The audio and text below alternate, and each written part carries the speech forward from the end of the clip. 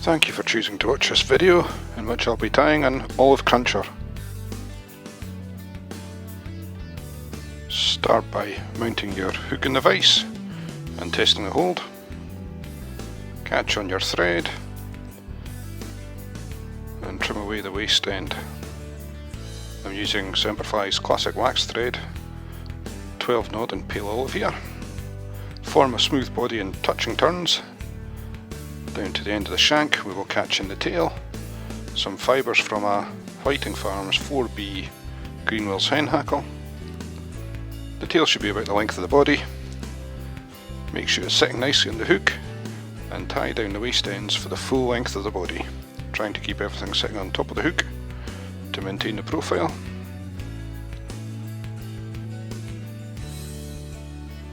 Then we want to catch in the body material, which again is from Semperfli, and it's our body span spandex elastic in nymph green. Catch it down in touching turns back to the end of the body, making sure it's lined up with where the underbody end. Take the thread back up to the head of the fly, trim away the waste end.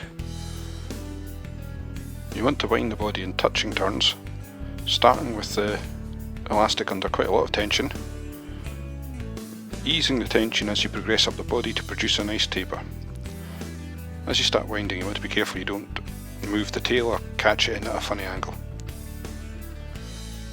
Tie in the end, making sure you've tied it securely, trim away the waste end. The next step is to tie in some peacock herl for the little thorax or collar. Here I'm using some of Fulling Mills natural peacock herl. Make sure you've got the tips aligned when you catch it in.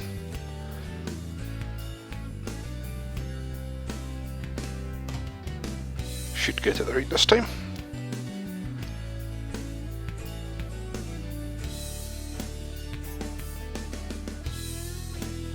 Three or four turns should be plenty. A slight twist will help hold it all together as well. Catch it in with a few turns of thread and trim away the waste. Tidy up the tying in point. The next step is to wind a sparse collar of CDC. I want to wind this CDC within a split thread, so you'll notice a slight jump in the video here as it took me a while to get the thread lying flat. It should only take a few turns one way or the other, and then as you lay the thread over the dubbing needle it should lie flat. Once it does, try and pierce the middle of the thread with your needle and insert a finger to hold it apart. Then you can insert a clip with your CDC fibres on it. You don't need to take the full set of fibres from one feather. A portion of one side of a feather is fine. You want quite a sparse hackle. As ever with fly tying, less is more. Once you're happy, spin the bobbin holder to spin the thread and make sure the fibres are trapped nice and tightly in the thread. And wrap your sparse collar, folding all the fibres back so they sit nicely. Once you've got that wound, we'll catch in our hen hackle, and we'll use the catching in the hackle to tidy up the tying in point in the head of the fly. And again, this is a Whiting Farms 4B Greenwell's hen hackle. Catch it in by the tip, fold the tip back and break away the waste end once you've tied it in. Then wrap a few turns of hackle, folding the fibres back as you wind it. Depending on the feather, 2 or 3 turns of hackle should be plenty. Once you're happy with the hackle, catch it in with a few turns. Make sure all the fibres and loose pieces are pulled back from the head and tie in securely, forming a neat head. Then break away your waste bit of hackle and whip finish. A 3-turn whip finish should be plenty strong enough.